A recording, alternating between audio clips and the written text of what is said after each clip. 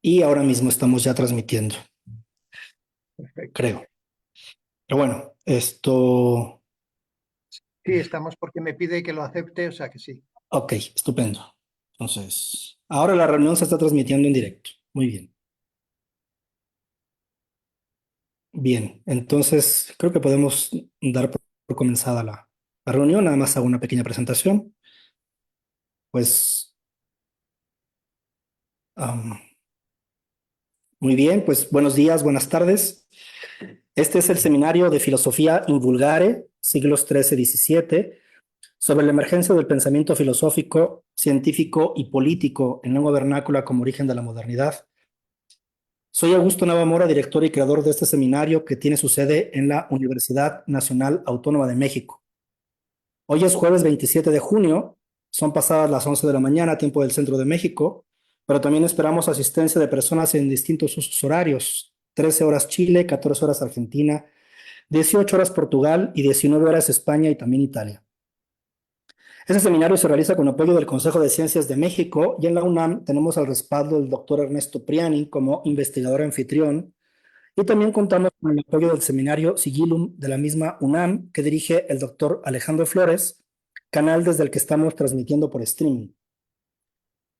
Hoy contamos con la presencia de Ángel Rivero de la Universidad Autónoma de Madrid, un investigador que no quisiera exagerar, pero quisiera decir que es un investigador brillante que he tenido el gusto de haber escuchado hablar muchas veces.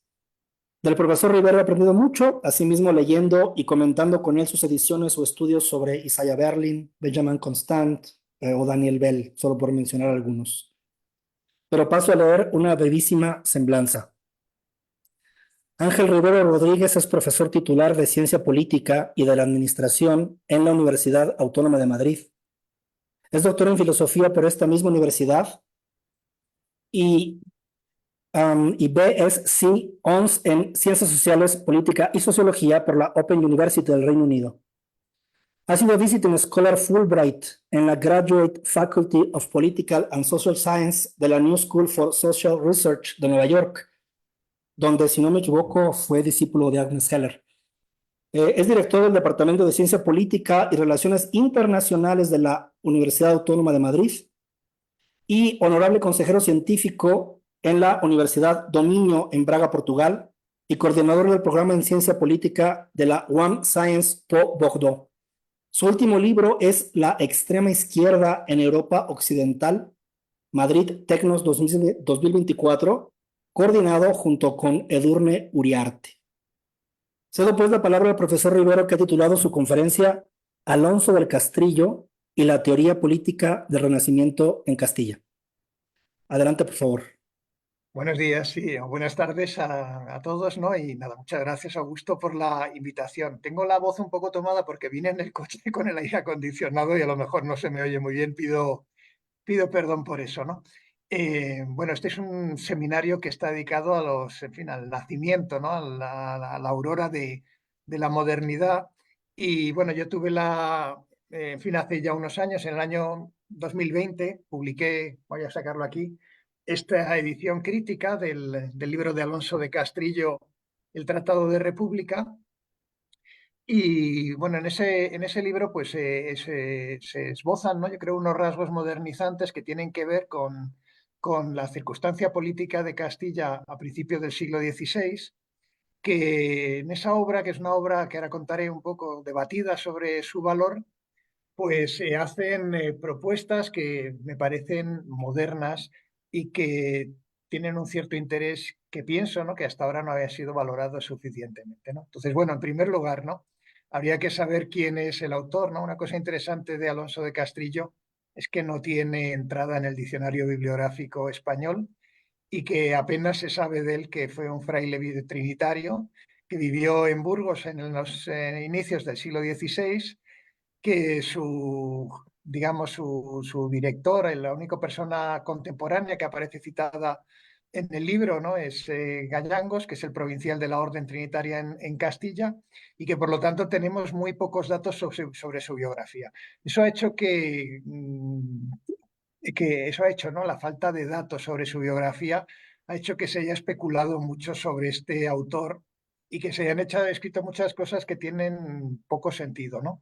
Y también otra cosa interesante de Castrillo, por eso yo creo que hay una oportunidad para conocerle, hay muchas cosas interesantes en él, pero están todavía por descubrir, es que su obra no ha tenido una edición crítica hasta hasta la mía, ¿no? Luego lo haré porque yo también su discusión si es una edición crítica o no, pero yo creo que es un texto que, aunque el castellano, el que fue escrito a principios del siglo XVI, mantiene una fijeza sobresaliente, y aunque, por ejemplo, todas las obras que son citadas por Castrillo, que son muchas, se mantienen vivas en la medida que son clásicos que todavía tienen ediciones contemporáneas, pues el no tener una edición crítica ha hecho que no se le haya entendido, que se hayan dicho muchos disparates, que incluso se sigan diciendo muchos disparates sobre cuál es el mensaje de Castrillo, ¿no? Por ejemplo, el año pasado un profesor de la Universidad de Trento pues decía que era un fraile redentorista, ¿no? Que es una orden italiana del siglo XVIII, ¿no? Del siglo XVII, perdón, ¿no? Y cuando era pues un fraile castellano del principio del siglo XVI, ¿no? Entonces, estas dos circunstancias, ¿no? La falta de datos biográficos y la dificultad de su obra, porque no teníamos una edición fiable, pues han hecho que se conozca poco de él, ¿no? Y yo creo que eso da una oportunidad muy grande para hacer investigaciones nuevas sobre el personaje y sobre lo que dice su obra, ¿no? Y lo que dice su obra me parece particularmente moderno, ¿no? Entonces, bueno, de su biografía ya digo que sabemos poco, salvo que fue testigo, y esto es una cosa muy importante, de la guerra de las comunidades en la ciudad de Burgos, ¿no? La guerra de las comunidades, para los amigos que nos estén escuchando, ¿no? Desde lugares remotos, ¿no?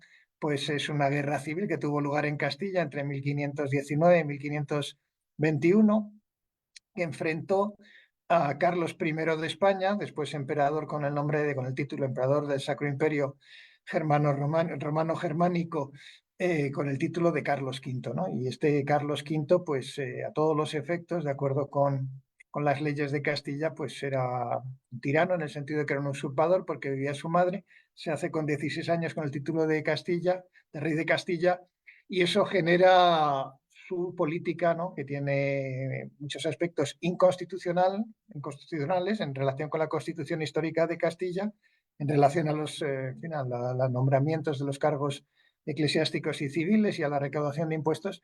Todo eso genera un malestar que estalla en una guerra en 1500. Empieza en 1519 en Toledo, después se extiende al resto de las ciudades de Castilla en 1520 y en alguna medida termina en parte, parcialmente, con la batalla de Villalar en 1521, cuando las tropas de las ciudades de Castilla son derrotadas por el ejército imperial, ¿no? Bueno, este es el contexto y Castrillo lo vive desde la ciudad de Segovia, ¿no? La ciudad de Segovia me parece que es importante, antes de ir a las propuestas modernas que hace Castrillo, contar un poco las circunstancias, ¿no? La ciudad de Segovia era perdón, la ciudad de Burgos, que es donde está Castrillo y es donde hace testigo de esta guerra civil. Es una ciudad del norte de España que era muy importante porque estaba en la ruta de la salida de un producto importante de Castilla en el siglo XVI, que es las lanas que se dirigen hacia los mercados, ¿no? Textiles de Flandes. Y esas lanas salían a través de los puertos de Laredo y de Bilbao, eran los puertos de Castilla. Digamos que la ciudad de Burgos es una ciudad de mercaderes, ¿no? Una ciudad comercial. Su vida era el comercio de las lanas que salían del interior de Castilla y que ellos vendían en Flandes, ¿no? Y por lo tanto, en la ciudad, que es importante, estaba dividida eh, en distintos estamentos, ¿no? Que tenían una relación conflictiva en relación al poder político. Esos estamentos eran, por una parte, en el lenguaje de Castrillo, los oficiales, que eran los obreros, las personas, los artesanos, aquellas personas que trabajaban con sus manos. Ese era un sector muy importante que tenía que ver, pues, con los oficios de la lana, cardadores, etcétera, etcétera, esquiladores, también otros oficios artesanales. Bueno, en la guerra civil, los principales dirigentes, digamos, de comuneros, esto es, de defensores del bien común del pueblo, pues era un sombrerero y un fabricante de espadas, ¿no? Lo digo para que veamos qué personajes y qué sectores en la sociedad representaban cada uno de ellos. Después estaban los mercaderes, que son estas personas que hacían del negocio de Flandes su forma de vida. Y después estaba la nobleza, que era quien controlaba el gobierno político de la ciudad. Entonces había tres sectores, ¿no? Uno que eran los artesanos, eran propiamente quienes pagaban los impuestos, ¿no? Porque y los mercaderes, perdón. Los clérigos y la nobleza estaban exentos del pago de impuestos, ¿no? El conflicto constitucional, os he dicho hace un momentito que tenía que ver con la recaudación de impuestos, ¿no? El llamado servicio, no voy a entrar en qué impuestos eran los que se discutían, ¿no? Pero lo pagaban la clase de los mercaderes y la clase de los artesanos. La nobleza estaba exenta, ¿no? Entonces, estas clases que pagaban los impuestos, sin embargo, estaban privadas de acceso al poder político, ¿no? No tenían poder ejecutivo, aunque tenían un poder de audiencia, ¿no? Esto es una cosa importante. En el libro aparece explicado cuál es el sistema de las ciudades de Castilla, que son llamadas repúblicas en general, ¿no? Pero para que se entienda un poco la cosa, ¿no? En el inicio del verano de 1520, los trabajadores manuales se levantan contra el gobierno nobiliario de la ciudad, porque los nobles de la ciudad están de alguna manera al servicio del tirano de Carlos, ¿no? Y esto genera una revuelta popular que se manifiesta en la expulsión del corregidor, que es el representante del rey en la ciudad, y en la sustitución del gobierno de la ciudad, que monopolizaba la nobleza, es ocupado los puestos de gobierno de la ciudad por los artesanos. Hay como una revolución democrática. Esta es una cosa importante, ¿no? Y en segundo lugar, ¿no? Y esta es una cosa importante, al final del verano nuevamente se produce una segunda revolución, esta vez ya no protagonizada por los artesanos, sino por los mercaderes, que como consecuencia de la guerra con el emperador han perdido una parte importante de sus bienes porque los tenían almacenados en la gran feria comercial de Castilla que se producía en Medina del Campo, ¿no?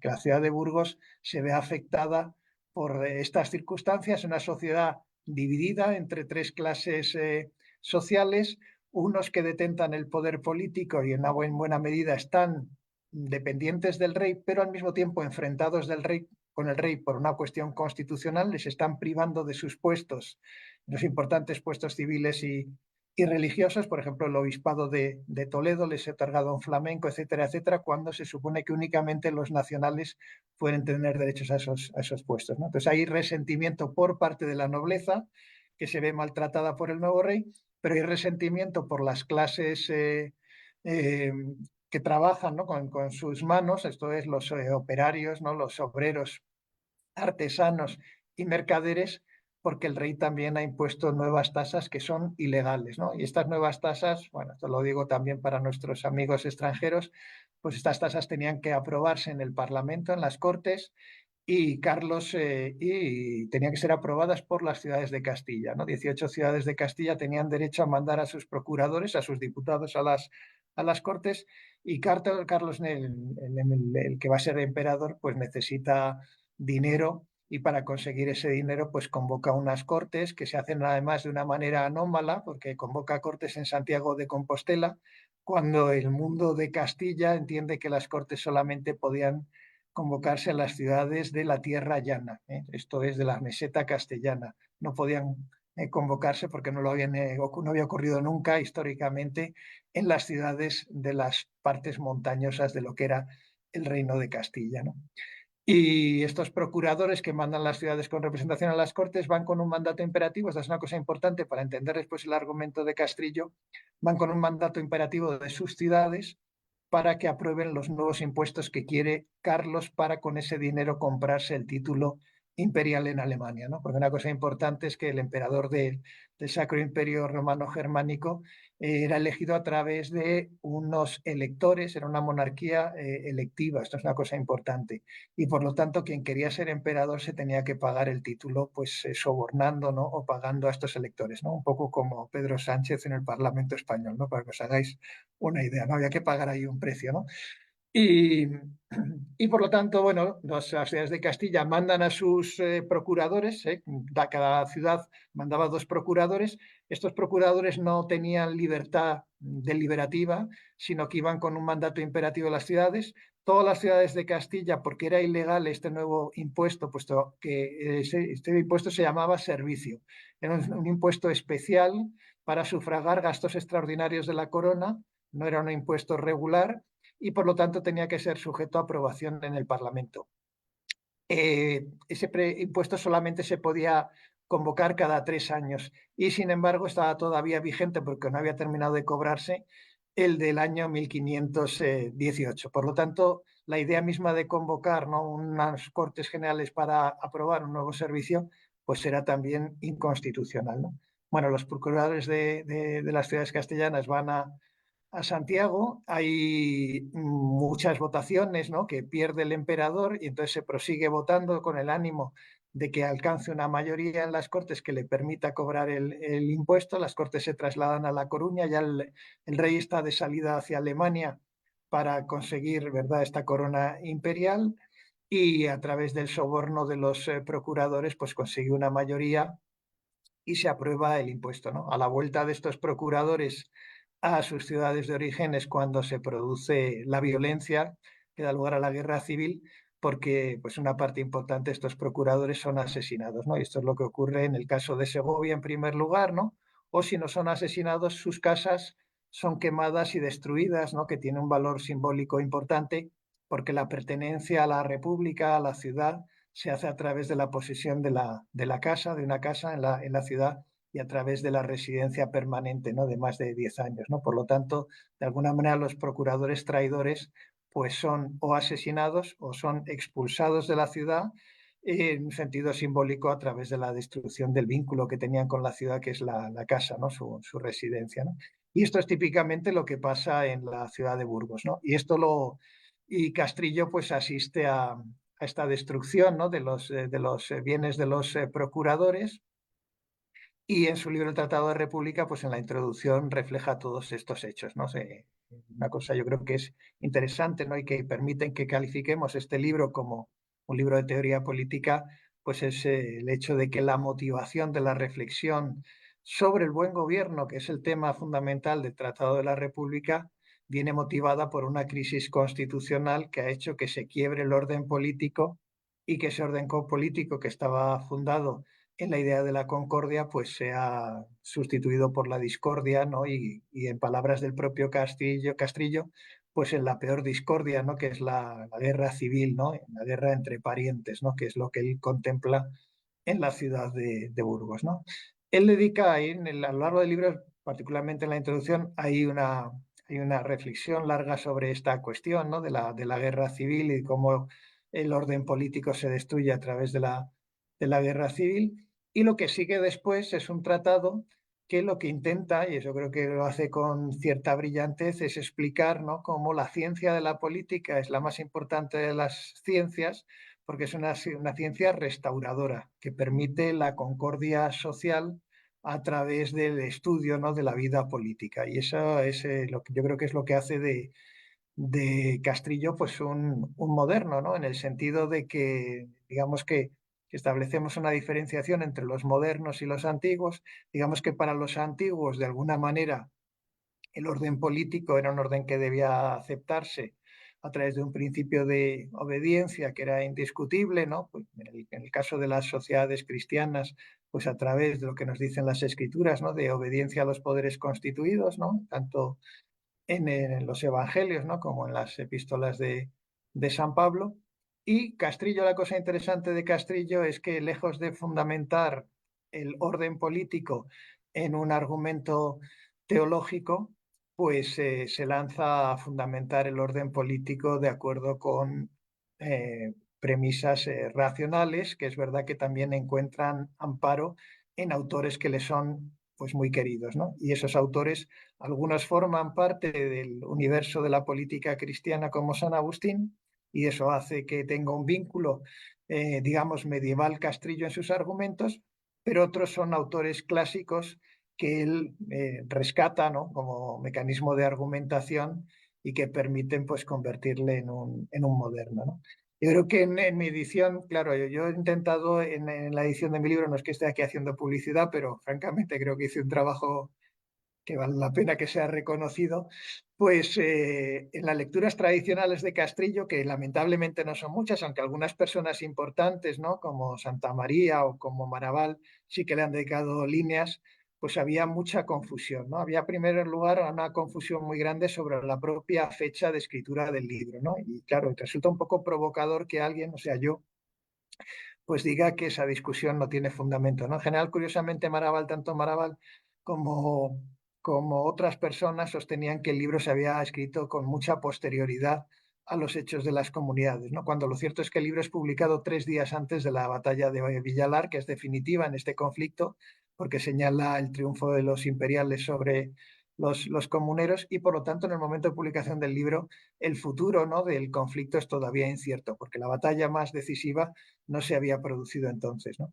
Bueno, resulta un poco vergonzoso, ¿no?, que no se supiese la fecha de publicación del libro, porque el propio libro tiene un colofón al final donde explica, ¿no?, que fue pues, el 21 de abril de 1921, por lo tanto el libro ya da una fecha, ¿no? Pero en el interior del libro, ¿no?, esa fecha, claro, es la que coloca el editor cuando se termina la impresión del libro. Pero en el interior del libro también aparece con claridad la fecha de 1520, ¿no? Entonces sabemos que el libro fue escrito durante 1520, ¿no? Hemos dicho que 1520 es el año importante porque es al principio del verano cuando empieza la revolución social y es al final del verano cuando se levantan los mercaderes. Curiosamente, en el otoño de 1520, la ciudad de Burgos ya vuelve a la obediencia del rey. En parte puede que incluso por panfletos como el que escribe el propio Castrillo y que, por lo tanto, ¿no?, aunque no se haya producido la batalla de Villalar, a los efectos de la ciudad de Burgos, de alguna manera el conflicto civil había que terminado, ¿no? Yo creo que eso se puede ver en la obra, porque la obra empieza, dedica unos capítulos muy importantes a la cuestión de la obediencia, y con esto hace un llamado, ¿no?, a la obediencia de los poderes constituidos, a los poderes que son propios del mundo terreno en el que nosotros vivimos, que son poderes convencionales, ¿no?, y que sin embargo exigen obediencia por el orden social. Entonces es curioso que Castrillo, en primer lugar, empieza su obra dirigiéndose a los comunes, a los rebeldes, a los que llama la obediencia. Pero como todo transcurre tan rápido en esos meses del verano en Burgos de 1520, una vez que la ciudad ha vuelto a la obediencia del rey, entonces el destinatario de las palabras de Castrillo, en lugar de ser el pueblo, es el propio emperador, ¿no? Y es curioso, ¿no?, que Castrillo, el autor que más cita es a Cicerón, ¿no?, y Cicerón, ¿no?, ocupa casi toda la obra, pero cuando llega al final, ¿no?, cuando está pidiendo justicia, una justicia atemperada por la clemencia, el autor que cita a Castrillo pues es Séneca, ¿no?, el de Clementia, ¿no? Está pidiendo que el gobernante, el buen gobernante, no aplique una justicia desprovista de humanidad, sino que sea clemente con aquellos derrotados, ¿no? Entonces, bueno, el libro de alguna manera refleja mucho, de una manera muy clara, este conflicto en 1520 y resulta pues difícil entender por qué autores, ¿verdad?, importantes pues han dicho muchas bobadas, ¿no?, sobre cuál era la fecha de publicación del libro, porque una lectura atenta del libro lo explica perfectamente, ¿no? El libro fue escrito en 1520 y fue publicado al inicio de 1521. Y si sabemos cuál fue la historia de la ciudad de Burgos, pues entonces ya tenemos resuelto ese misterio, ¿no? Otra de las razones, otra de las cuestiones, una de las discusiones, perdón, importantes, ¿no?, sobre en relación a Castriño y su modernidad, pues son las autoridades que utiliza, ¿no? Y esto yo creo que va un poco al tema del seminario, ¿no? Hay autores que, por ejemplo, se han fijado mucho en la cuestión de que Castrillo recurre mucho, ¿no?, de una manera muy frecuente a San Agustín y particularmente a la Ciudad de Dios, ¿no? Y claro, San Agustín y la Ciudad de Dios pues es un alegato, ¿no?, una apología de la vida del cristiano como peregrino en la tierra y la vida del cristiano como ciudadano de una ciudad que está más allá de la realidad terrena, ¿no? Y por supuesto San Agustín pues señala, ¿no?, que la virtud del ciudadano cristiano es una virtud relativa en relación a su ciudad terrena y es una virtud obligatoria. Esto tiene que anteponer esta obediencia a esta ciudad superior como forma de vida en la tierra, ¿no?, como mecanismo de estar en un mientras tanto hasta que llega la vida en la que su ciudadanía verdadera, su ciudadanía plena, es aquella que permite resplandecer pues esa naturaleza original del hombre que se ha perdido con el pecado, ¿no? Entonces, mucha gente, también muchos autores sostienen que Castrillo es medievalizante, ¿no?, porque recurre a San Agustín, ¿no?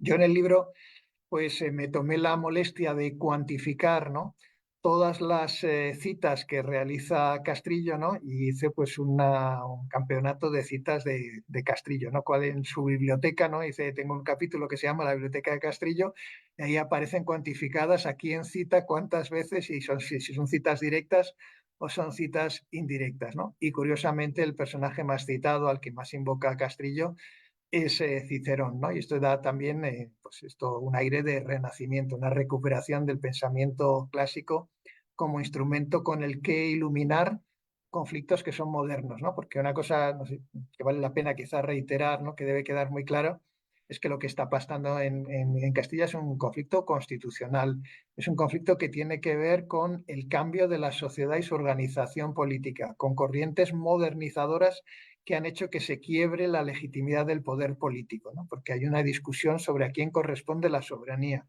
si a las Cortes, si a las ciudades, si a unas Cortes generales que representen a la nación o si le corresponde al rey emperador, ¿no? Esa discusión es propiamente una discusión moderna, no está basada en una obediencia ciega, sino que todas esas autoridades argumentan que la legitimidad les corresponde a ellos, ¿no? Y yo creo que la cosa interesante de Castrillo pues es que se mete en esa discusión a fondo, ¿no? Quiere participar de esa discusión y eso le hace moderno, ¿no? Y su principal recurso es Cicerón, ¿no? Después el segundo recurso que más utiliza es la Biblia, ¿no? Curiosamente utiliza más la Biblia hebrea que el Nuevo Testamento. Y una cosa también curiosa de Castrillo, divertida al hacer la edición, es que jamás se equivoca en sus citas con los clásicos latinos, ¿no? Jamás, ni con los clásicos griegos, ¿no? Porque Aristóteles también es uno de los más citados. Pero muchas veces cuando cita el Nuevo Testamento se equivoca, ¿no? Evidentemente el Nuevo Testamento lo cita de memoria, ¿no? Y los otros los cita con sus libros, ¿no? Porque como buen humanista es un amante de los libros, los cita con los libros en la mano, ¿no? Pues ahí hay una cosa curiosa que muchas veces al citar y se equivocan las citas, lo hace únicamente en relación al Nuevo Testamento. Las otras citas las hace siempre correctas. Eso me parece que llama la atención, ¿no? Pero bueno, en tercer lugar, lo que más cita es a San Agustín y ciertamente cita mucho a Aristóteles y cita mucho también a Flavio Josefo. Yo creo que esta es una cosa importante que es a la que quería llegar, ¿no? En la visión de Castrillo, digamos que las ciudades bien gobernadas se llaman repúblicas y el reino, en este caso el reino de Castilla, que es el contexto en el que él opera, es un conjunto de ciudades. Yo creo que esto es importante, ¿no? Señalar, ¿no? Esta organización política tal como la entiende Castrillo, ¿no? El reino son las ciudades, ¿no? Y el rey tiene una obligación de administración de justicia y de protección de los ciudadanos, ¿no? Y de provisión de seguridad.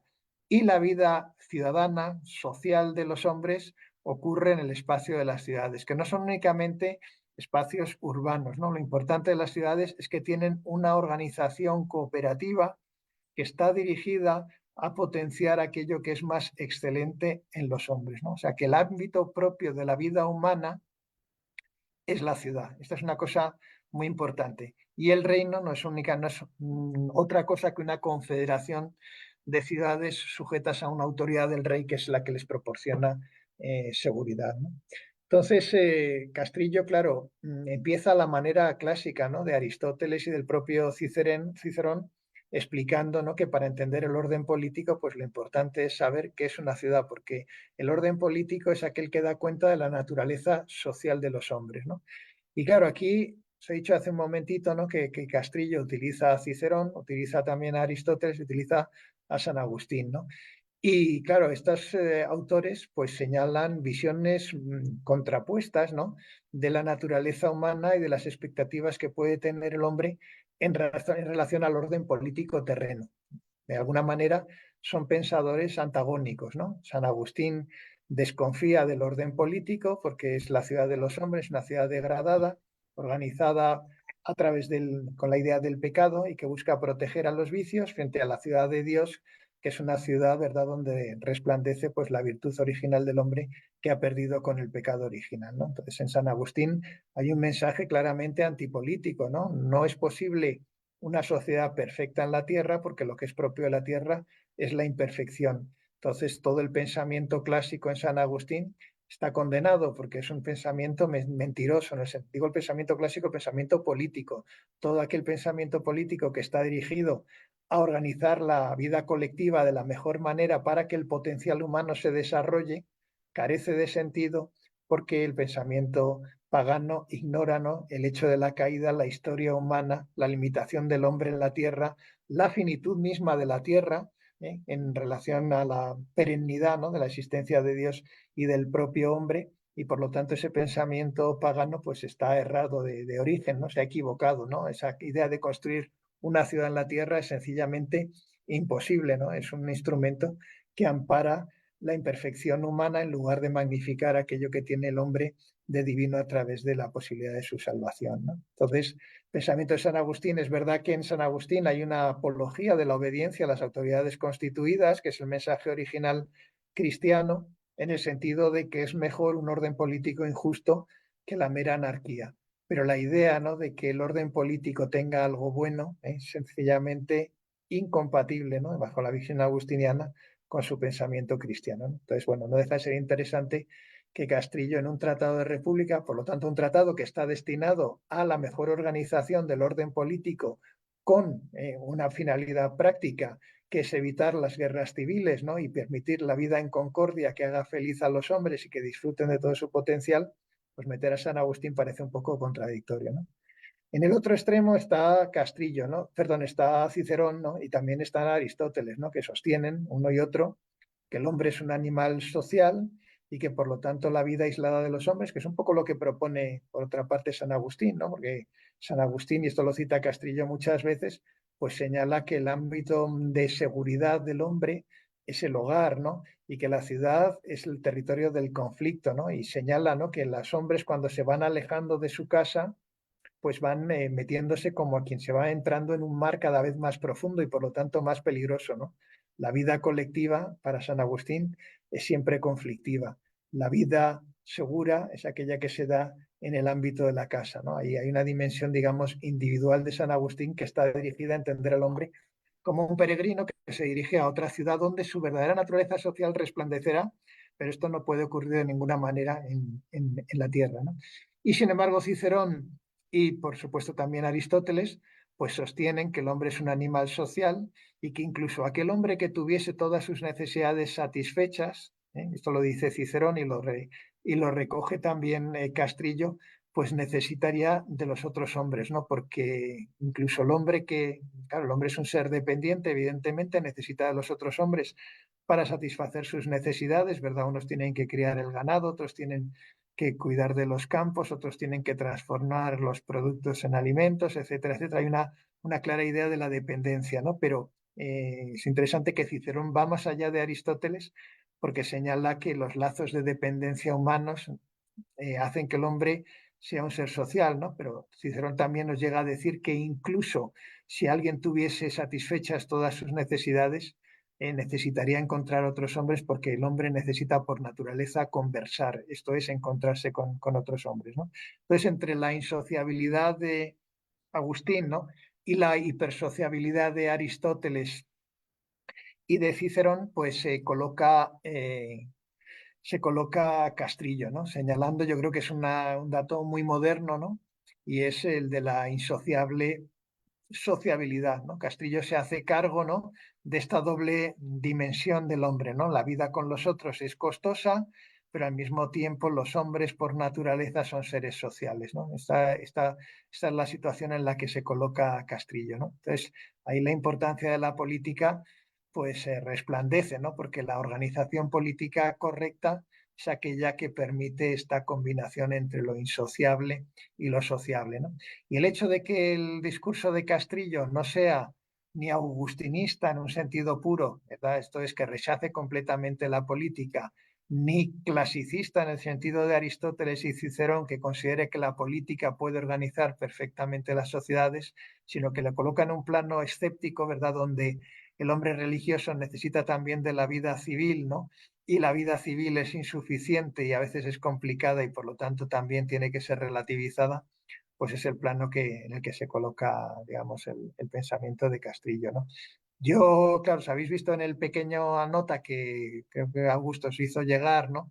Señaló que ese término intermedio lo encuentra Castrillo una inspiración en Flavio Josefo, ¿no? Porque lo interesante de Flavio Josefo como historiador es que interpreta la Biblia hebrea en un sentido muy personal, ¿no? Y le da unos argumentos donde la brevedad de la escritura apenas dice nada, la interpretación de Flavio Josefo lo llena de sentido muy sorprendente Y curiosamente Castrillo sigue mucho, ¿no? En la lectura de la Biblia utiliza mucho a Flavio Josefo, ¿no? Y eso yo creo que es muy llamativo, ¿no?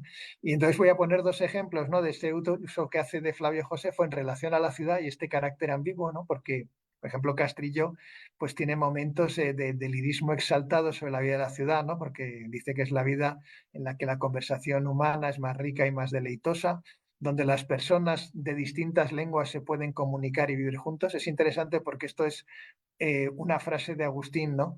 Que él transforma en un sentido a contrario, ¿no? Porque como sabéis, pues Agustín en la Ciudad de Dios dice, ¿no? Que es más fácil que un hombre tenga conversación con su perro que con un extranjero, ¿no? Porque la dificultad de las lenguas, la diversidad de las lenguas es un instrumento que bloquea la sociabilidad humana. Todos los seres humanos pertenecemos a una misma especie, pero hemos sido castigados en la Torre de Babel a la diversidad de las lenguas y por lo tanto nuestra sociabilidad ha quedado arruinada, ¿no? O sea que Agustín es muy pesimista en relación a la posibilidad misma de que unos hombres puedan convivir con otros si no participan de la misma lengua, ¿no? Y sin embargo, Castrillo, cuando está celebrando la ciudad de Burgos, donde hay un importante elemento de extranjeros, ¿no? Porque una parte importante de los mercaderes son flamencos, ¿verdad? Otros, en fin, también algunos de los cargos imperiales son de origen extranjero. Hay una vida, claro, ahora no se resulta quizá lejana, ¿no? Pero digamos que el universo, ¿no? De este inicio de la modernidad en el siglo XVI, pues es una sociedad en la que conviven, como hoy en el presente, ¿verdad? Pues personas de muy diversas lenguas y culturas, ¿no? Y claro, nosotros hemos vivido en el apogeo de los estados nacionales que con su homogeneidad parece que han desterrado de nuestra memoria este pasado inmediato, ¿no? Pero curiosamente Castrillo celebra que en la ciudad la vida es más deleitosa y la comunicación es posible incluso entre aquellos que hablan en lenguas distintas, ¿no? O sea que de alguna manera le da la vuelta al argumento ciceroniano, ¿no? Pero eso no quiere decir que no lo haga con escepticismo, ¿no? Y ese escepticismo lo encuentra en Flavio Josefo, ¿no? Y en su narración y en la interpretación que hace Flavio Josefo de la historia de los judíos, que es la historia que aparece pues, en la narración bíblica de la Biblia hebrea, ¿no? Y entonces ahí, ¿no? Ahí pues señala dos puntos interesantes, ¿no? En relación a la ciudad, ¿no? Que de alguna manera moderan su optimismo y que lo hacen en su escepticismo un sujeto moderno, ¿no? Y lo hace a través de la historia de las dos ciudades las dos principales ciudades que aparecen, ¿no? En la narración bíblica, ¿no? La primera ciudad del mundo. Una cosa interesante que ahí Castrillo también demuestra cierta modernidad porque entiende la Biblia como una narración histórica, ¿no? Y encuentra que la historia es algo que es una ciencia que les es desconocida a los clásicos romanos y griegos, ¿no? No conocen un dato fundamental que es el origen del mundo y sus historias, digamos que se quedan muy cortas en relación a la proyección histórica que hace la Biblia, ¿no? Entonces, la Biblia le resulta interesante a Castrillo porque es un documento histórico, claro, y esto lo encuentra reforzado en el propio Flavio Josefo, ¿no? Donde su propia historia de los judíos es una historia que está construida sobre la narración bíblica, ¿no? Lo digo para que veamos que Castrillo, siendo un fraile trinitario, no solamente no utiliza la teología como fundamento del orden político, sino que incluso los libros religiosos los lee como libros históricos, ¿no? Encuentra en ellos fundamentos a sus argumentos de tipo histórico, no de tipo religioso. No los utiliza como autoridad religiosa, sino como documento histórico, ¿no? Y entonces eso resulta divertido, ¿no? La lectura que hace de las ciudades, ¿no? Porque de las ciudades que aparecen en la historia, no en la historia bíblica, ¿no? Porque para Castrillo la ciudad es aquello que de alguna manera, y esto que es una cosa importante, refleja una naturaleza perdida que tuvimos, que es la naturaleza social, que cuando se organiza bien la ciudad se califica de república y por lo tanto esa naturaleza social que tuvieron los hombres de alguna manera es restaurada y recuperada, pero que eso no quiere decir que la ciudad sea un ideal plenamente realizable en la tierra como pensaban los paganos, ¿no? La ciudad es un producto humano y por lo tanto imperfecto, pero la ciudad al mismo tiempo tiene algo de divino en la medida en que nos recuerda aquella vida que tuvimos antes de ser expulsados del paraíso, ¿no? Tiene este carácter un poco, digamos así, ambiguo, ¿no? Y en ese sentido, pues, como os decía, es importante, ¿no? La reconstrucción que hace de las dos ciudades que según el relato bíblico son las más antiguas. La primera edad del hombre, la primera ciudad se llama Enoc, ¿no? Es una ciudad que está fundada por Caín, ¿no? Como sabéis, la historia humana, de acuerdo con el relato bíblico, pues empieza con un fratricidio, ¿no? Bueno, como en tantas otras historias de la antigüedad, ¿no? Y en el que en ese fratricidio, pues todos sabéis que el origen del mismo, ¿no? Son unas poquísimas líneas en el Génesis de la Biblia, ¿no? Donde apenas se cuenta, ¿no? Que Adán y Eva pues tuvieron dos primeros hijos, ¿no? Que eran Caín, el mayor, y Abel, el pequeño, que Caín se dedicó a la agricultura y que Abel se dedicó al pastoreo, que hicieron ellos ambos, ¿no? Unas ofrendas a Dios, ¿no? Y que Dios pues dijo que lo de Abel estaba muy bien, pero lo de Caín no le gustó, ¿no? Y eso generó unos celos en Caín que llevaron a que Caín pues matase a su hermano, ¿no? Es interesante que, claro, en este relato bíblico ya aparece la distinción entre la ganadería, que de alguna manera es entendida como el manejo, ¿no? De aquello que ha sido creado por Dios, los animales, ¿no? Sin intervención humana, y la agricultura como una ciencia que desarrollan los humanos para prevenir la voluntad de Dios y de alguna manera anticiparse a sus castigos y tener una provisión y una seguridad que de otra manera no tendrían, ¿no? Entonces, de acuerdo con el argumento de Flavio Josefo, pues Caín no es condenado por Dios después de matar a Abel, como sabéis, a vagar por la tierra, ¿no? Era un agricultor, ¿no? Y un agricultor, claro, le quieren convertir en un nómada, ¿no? Y es interesante que Caín, lejos de aceptar el castigo de Dios, pues en lugar de seguir vagando por la tierra como había sido ordenado, pues funda la primera ciudad que aparece en la narración bíblica, a la que da el nombre de su hijo, ¿no? Y se llama Enoch, la primera ciudad que aparece en la historia humana, ¿no? Digo que Castrillo piensa que es un documento fehaciente y que señala la historia del mundo, ¿no? La primera ciudad es fundada por Caín, ¿verdad? Por un fratricida. Es una ciudad que aparece en el relato bíblico como un espacio urbano amurallado. Es interesante también que el fundamento de la vida política, ¿verdad? Y esto es una cosa que nos aleja de los griegos, pero de alguna manera nos acerca a nuestros modernos, ¿no? Es el miedo. Se construyen las ciudades por el miedo a encontrarse a los otros y por lo tanto la ciudad es un espacio por definición amurallado y sedentario donde se realiza la vida de una comunidad, ¿no? Particular. Esto es una cosa importante. Y se reúnen y se protegen frente a la amenaza exterior.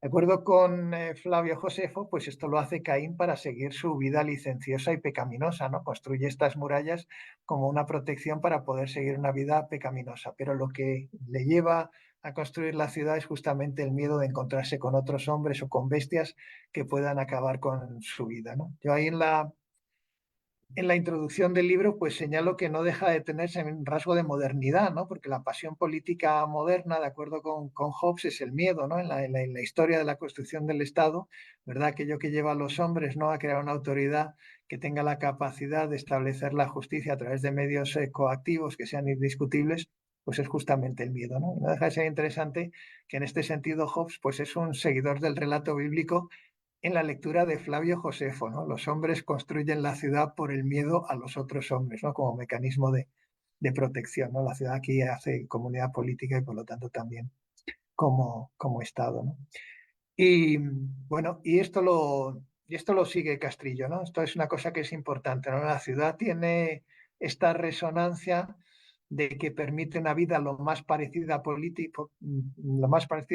en las condiciones de la tierra, aquella que tuvieron los hombres en el paraíso, pero no deja de ser un constructo humano y es un constructo humano que encuentra su fundamento pues en la soberbia humana que quiere prescindir del castigo de Dios, ¿no? El castigo que se le impone a Caín de errar por el mundo, ¿no? Y que busca, pues, conculcar, ¿no? De alguna manera el mandato divino de errar por el mundo, estableciéndose de una manera fija y construyendo unas murallas que hagan que aquella amenaza, ¿no? Que Dios le daba a Caín de que vagaría por el mundo temiendo que todos le mataran, ¿no? Pues se queda conculcada a través de la creación de un espacio de sociabilidad protegida que es la ciudad. Y el segundo argumento, ¿no? Que señala, ¿no? Este carácter que yo creo que es moderno, ¿no? De Castrillo por recurso a Flavio Josefo, ¿no? Y que le aleja, ¿no? De estas dos visiones, digamos, antagónicas, ¿no? La de la hiperindividualidad antipolítica de Agustín, ¿no? Y el politicismo exageradamente optimista de Aristóteles y Cicerón, pues en Flavio Josefo también aparece en la fundación de la primera ciudad de la segunda edad del mundo. Esto es después del diluvio universal, ¿no? Después del diluvio universal, Nimrod, pues funda la ciudad de Babilonia, y es interesante que esta ciudad de Babilonia, pues como sabéis, hay un mito importante que es el de la construcción de la torre. Y es curioso que, claro, en Castrillo, que es que tampoco me puedo enredar mucho porque voy a mirar la hora que es y me dijo, tengo todavía 10 minutos más o menos, ¿no? Sobre ese tiempo. Luego pasamos a las preguntas, ¿no? Pero bueno, cuento esto y así dejo también claro que como hay una modernidad curiosa a través de este rescate de Flavio Josefo en la narración del mito de Babel, ¿no? Que en general ha sido entendido este mito, ¿no? Que es el que da lugar al nacimiento de las lenguas, ¿no? Como 72 lenguas, ha sido entendido, yo creo de una manera equivocada, sobre la lectura de un mito distinto. Hay un mito que, por cierto, utiliza Castrillo, que es muy interesante, ¿no? Que es el que aparece en las Metamorfosis de Ovidio, que es el mito de la gigantomaquia. Estos los gigantes, unos seres que tienen una humanidad exagerada. Bueno, una cosa curiosa es que los gigantes en el pasado tenían un significado negativo, ¿no? Porque eran muy grandes por su soberbia, eran muy humanos, ¿no? Y al ser muy humanos eran muy grandes. Esto es una cosa interesante. Los gigantes, pues en el relato de Ovidio, que es un relato que tiene, en fin, unas raíces muy anteriores, ¿no? En el mundo greco-latino, pues viendo que los dioses vivían muy ricamente en el cielo, decidieron, ¿no?, amontonar los montes más altos de la tierra, ¿no?, el Olimpo, el Osa y el Pelión, y a través de esto crear una escalera para llegar al cielo, expulsar a los dioses y en lugar de llevar la vida difícil y ensangrentada y conflictiva que se vive en la tierra, pues vivir felizmente en la mansión de los dioses, ¿no? Este es el mito de la gigantomaquia. Es interesante que ese mito Castrillo lo utiliza para analizar el conflicto de las comunidades, ¿no? Lo cual, ¿no? Perdonad este excurso también, lo cual es interesante porque muchos autores en España, yo creo que por no haberse leído el libro, ya que estamos aquí en confianza se puede decir, ¿no?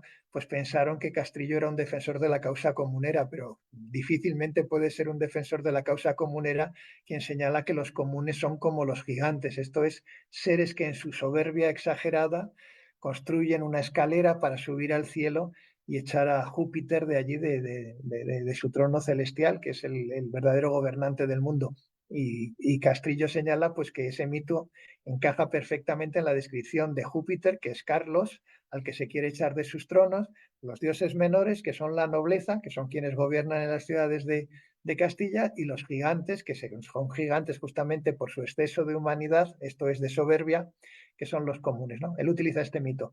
Pero curiosamente, y esto es la cosa interesante de Flavio Josefo cuando lee el mito de Babel, en lugar de pensar, como piensa mucha gente, que los hombres en Babel, Babilonia, construyeron una torre para llegar al cielo y por lo tanto ocupar el espacio de Dios, nuevamente, evidentemente, el argumento aparece que es el de la soberbia, eh, según dice esta lectura, ¿no?, muy generalizada, pero que no se corresponde con el texto bíblico, pero de alguna manera se ha sentado en la hermenéutica histórica en Occidente, pues se piensa que la Torre de Babel se construyó para llegar al cielo, ¿no?, y echar de allí a Dios. O sea, un argumento muy parecido al del mito de la gigantomaquia. Los lectores contemporáneos de ese mito, en este sentido, dicen que Dios tuvo miedo, vio que llegaban los hombres por aquella torre y entonces pues decidió confundirles, ¿no? Crear 72 lenguas. Babel significa confusión y por lo tanto pues la empresa de asaltar el cielo, una empresa que se ha emprendido en España, como sabe Augusto, algunas veces por políticos importantes, ¿no?, pues quedó completamente truncada, ¿no? Pero esa lectura está completamente, en mi opinión, equivocada. Y la razón es buscando la interpretación que hace Flavio Josefo, que es realmente sorprendente, ¿no? Lo que hacía Nimrod, ¿no?, que también era un gigante, cosa muy importante, ¿no? Esto es un ser con una soberbia excesiva, ¿no? Pues lo que estaba construyendo no era una torre, lo que estaba construyendo era una ciudad, nuevamente en el mismo sentido, una ciudad como un espacio en el que los hombres restauraban su sociabilidad perdida y por lo tanto amenazaban a Dios al, de alguna manera, a través de sus actos, librarse del castigo, ¿no?, de la maldición digamos, divina de tener que vagar por la tierra en un valle de lágrimas dispersos y sin poder vivir juntos como vivían en el paraíso.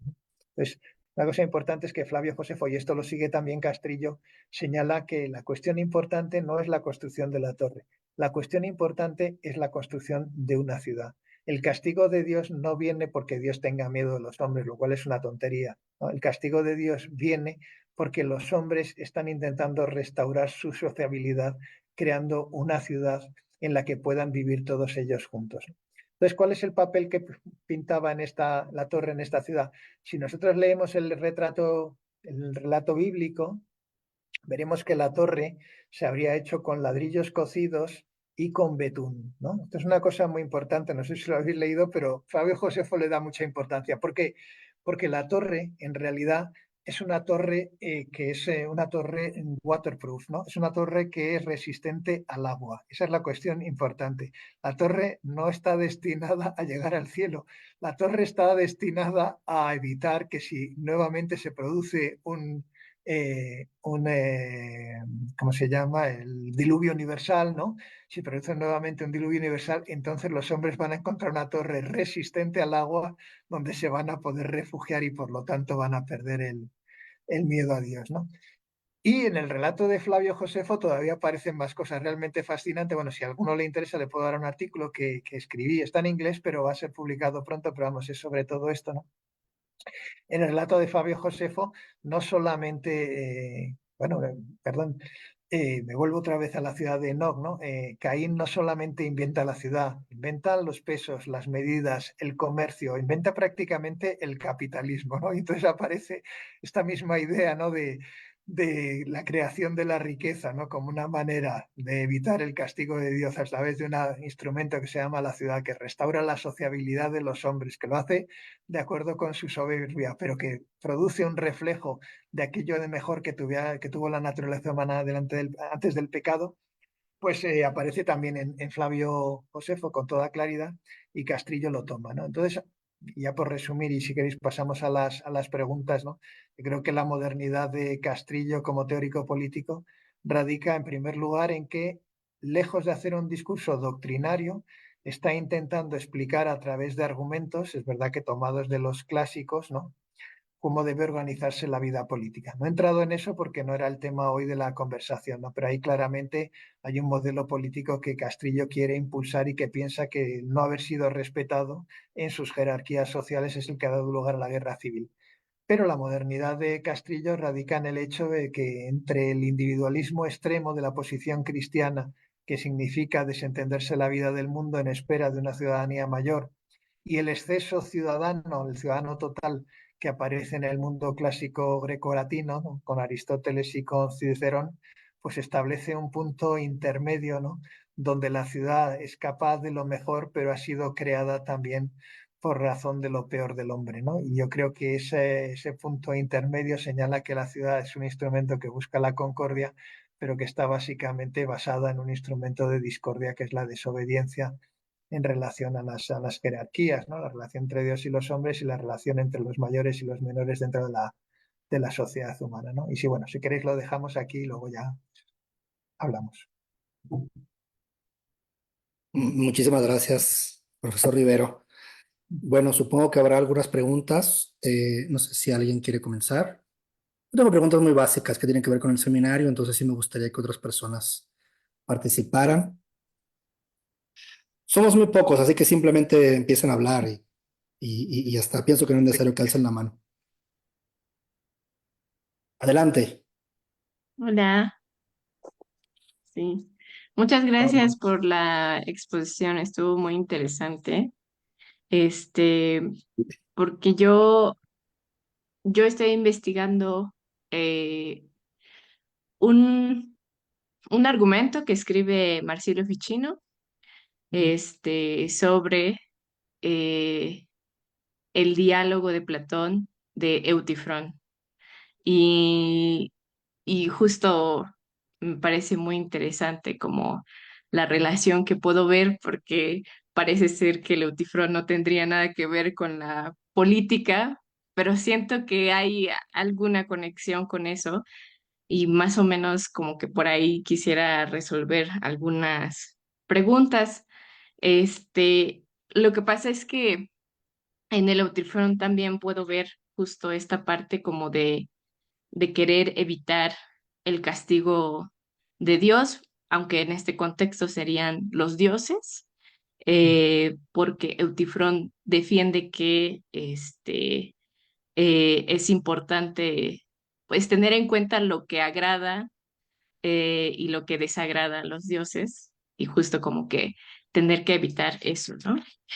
Eh, entonces, pues no sé, me gustaría como que preguntar un poco si habría alguna relación o si se puede hacer como esta relación de entre lo que son las leyes, la constitución de leyes, con la constitución de la república, como si una manera de restaurar su sociabilidad, porque, porque en la parte de Eutifrón creo yo que es importante considerar respecto a las leyes, y es que parece ser que en ese diálogo eh, las leyes están conforme a los dioses, o Eutifrón al menos hace verlo de esa forma, argumenta de esa forma,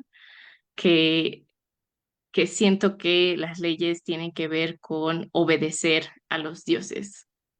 Ujú. Eh, pero hay pero Ficino hace esta relación un tanto como irruptiva en su argumento, en el que hace una relación entre el Eutifrón y el diálogo de Platón, el Timeo, cosa que nadie hace realmente. Lo he visto solo en Ficino hacer esta relación, pero el Timeo empieza justamente pues con explicar cómo hacer una república.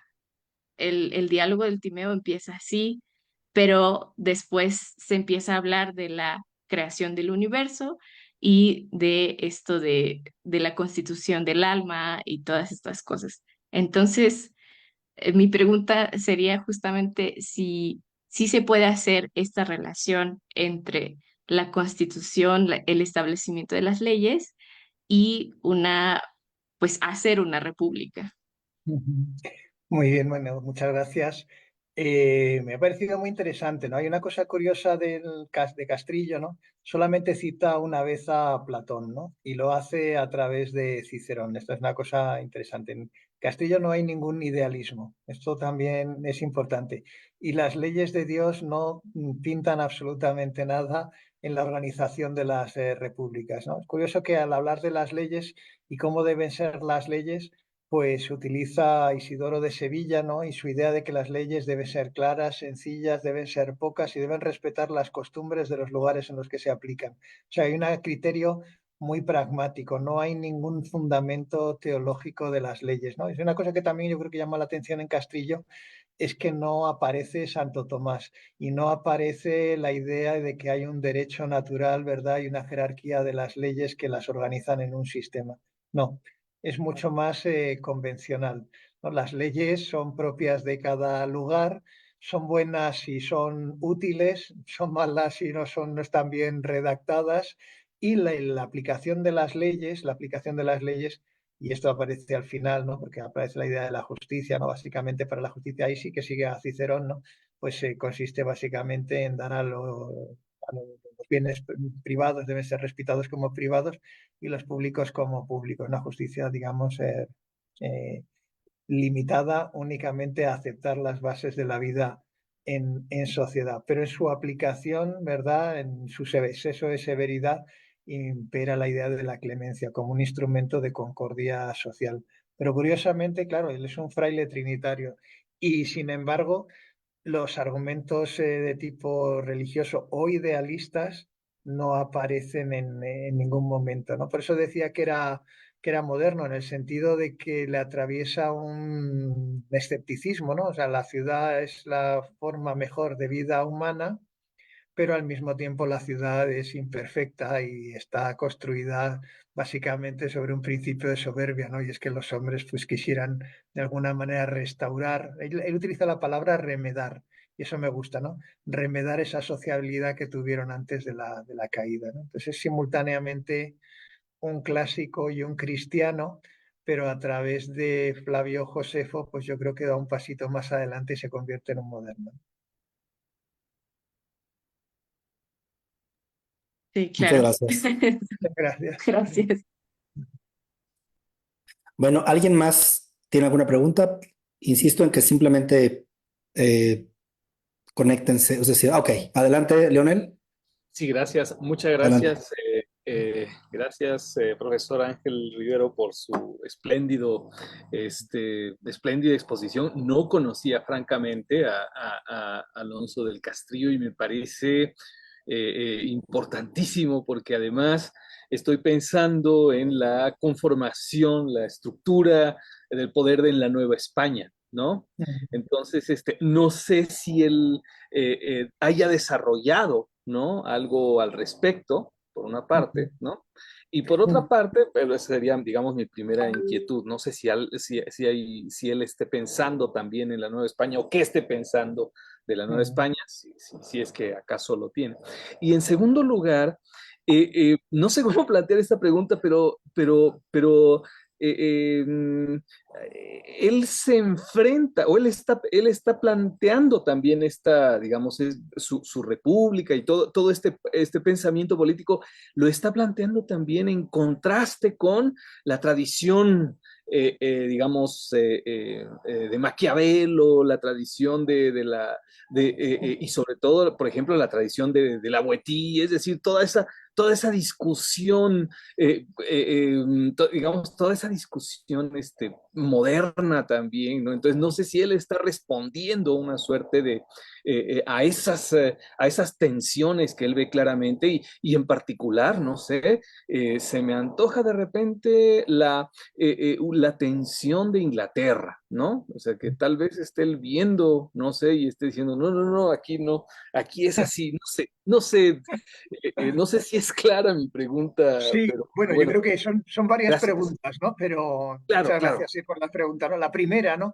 Claro, el libro es escrito en 1520, ¿no? Y Hernán Cortés está en ese momento de camino hacia la Nueva España, ¿no? Pero es verdad que hay algo interesante, yo creo que en Castrillo, que se puede encontrar en Cortés, y es la idea de que el fundamento del orden político es la ciudad. Entonces, igual que Cortés, pues funda la Villa Rica de la Veracruz, como manera de adquirir, ¿verdad?, una autoridad política. Para Castrillo, la vida ciudadana y los vecinos de la ciudad son los fundamentos del orden social, ¿no? Por lo otro, es la vida de los perdidos en la selva, es una vida infrahumana. Eso ahí es como Aristóteles, ¿no? La idea de que el hombre fuera de la ciudad es un hombre menos hombre se le hace muy evidente.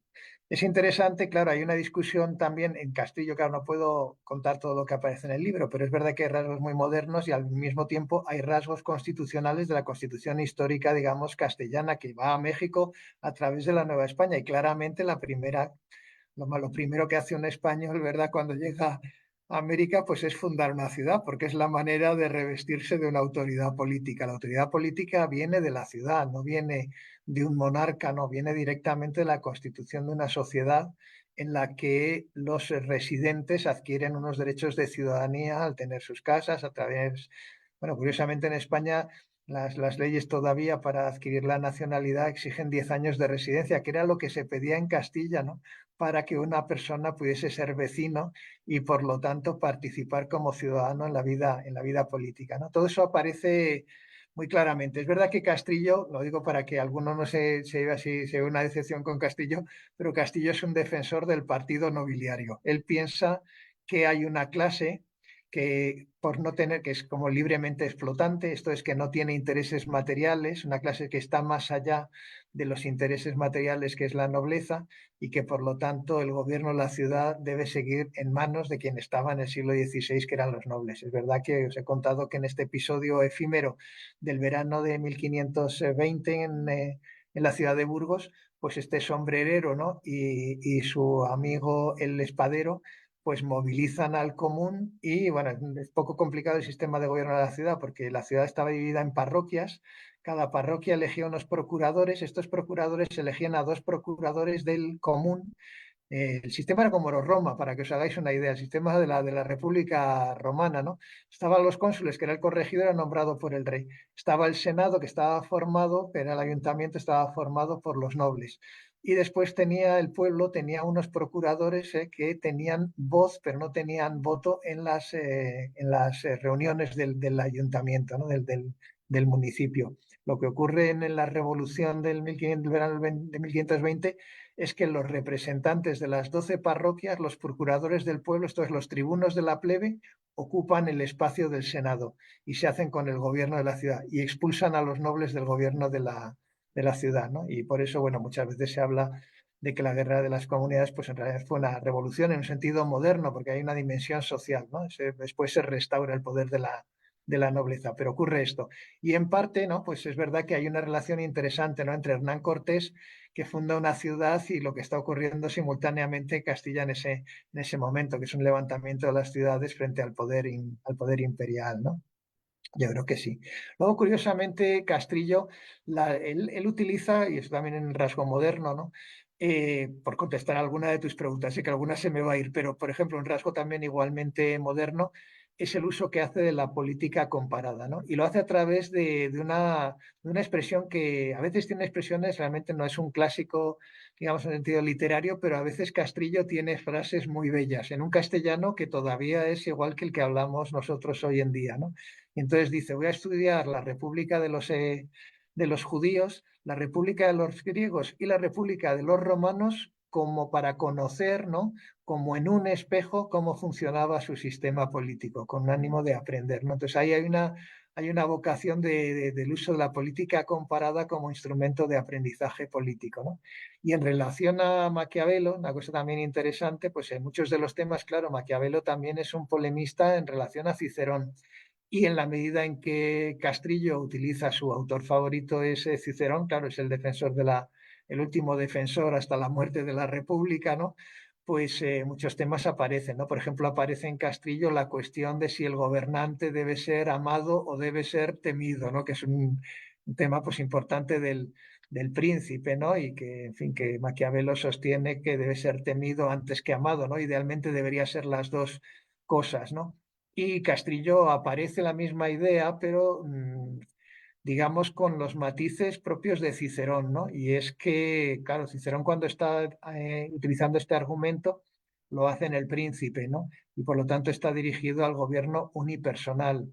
Y el temor, ¿verdad? Es un instrumento de gobierno, ¿no? Lo digo a los que estamos viviendo el populismo en América y en España, ¿verdad? Pues los gobiernos unipersonales funcionan mejor a través del temor, ¿no? Pero los gobiernos populares, las repúblicas, funcionan mejor a través del amor, ¿no? Y esto, en fin, Maquiavelo está escribiendo El Príncipe y por lo tanto se dirige a los gobiernos unipersonales y habla del temor. Pero también aparece en Castrillo, ¿no? Y eso está dirigido directamente a Carlos, ¿no? Carlos ha sido muy severo en sus castigos, ha levantado un ejército imperial que ha ido a castigar a la ciudad de Segovia, eso genera la guerra de las comunidades, ese ejército imperial es derrotado. En su derrota, este ejército intenta aprovisionarse de la artillería de Castilla, que está en Medina del Campo. Es una ciudad que no tiene murallas. Hay un tema interesante para ver si se puede ser ciudad sin tener murallas, ¿no? De acuerdo con Flavio Josefo, no puede ser ciudad si no hay murallas, ¿no? Y el alcalde de la ciudad se niega a entregar la artillería al ejército imperial y entonces el ejército imperial incendia la ciudad. Eso genera ya eso hace que ya todas las ciudades de Castilla se unan en contra del emperador, ¿no? Y Castrillo de alguna manera lo refleja, ¿no? En la idea de que el gobernante, ¿verdad? Pues tiene que intentar ser amado, ¿no?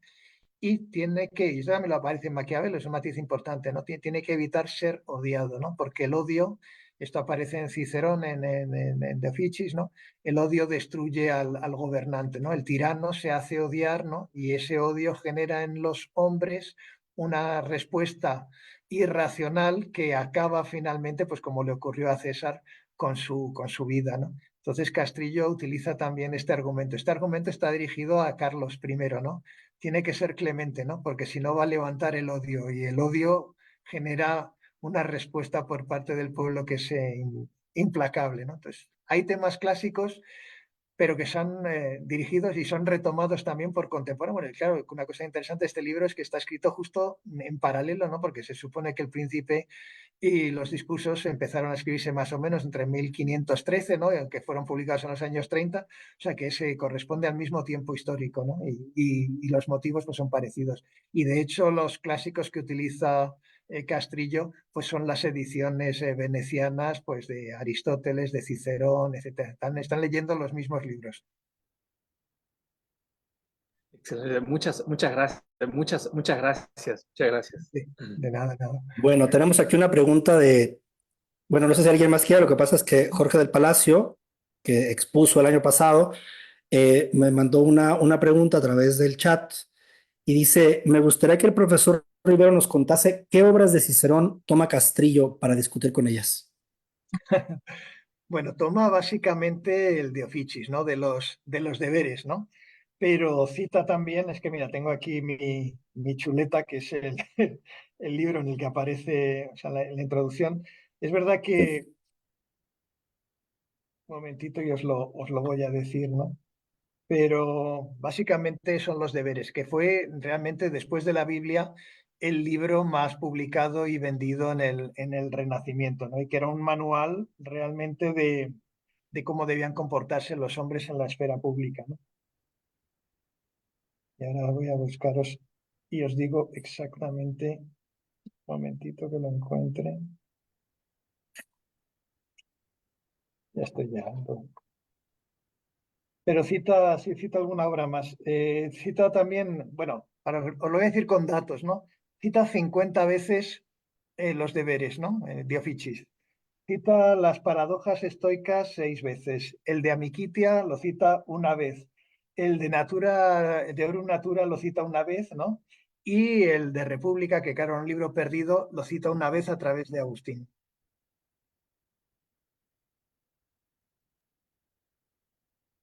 Muy bien, no sé si Jorge quisiera comentar algo más. Bueno, muchas gracias, profesor. Dice nada más. Bueno, ¿alguien más tiene alguna cuestión, alguna pregunta, comentario? Tenemos aquí a, bueno, está Pilar Carrillo, Guillermo Graíño, Juan Inés Hernández. No sé si alguien más tenga alguna cuestión.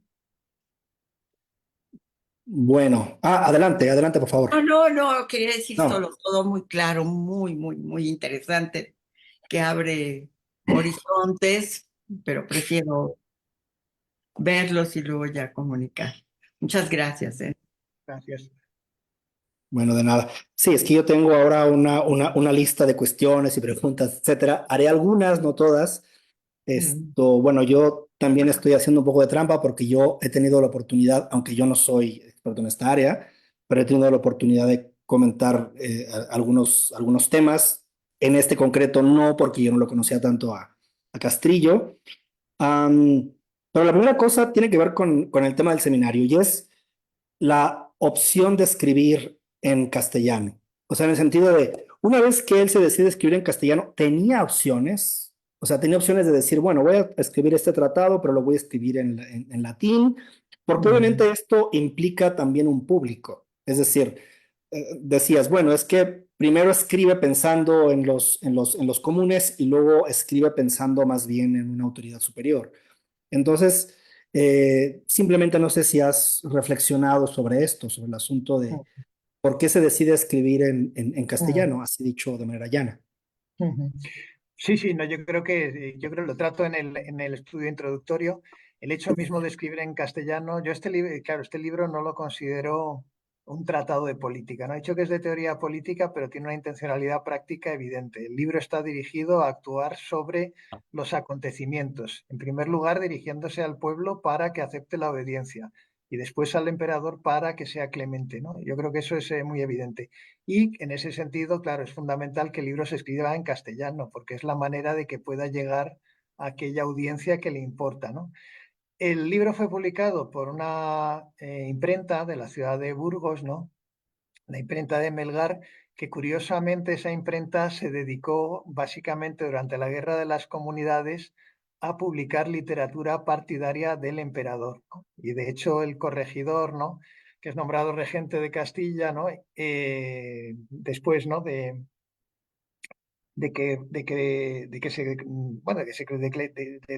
conflicto, ¿no?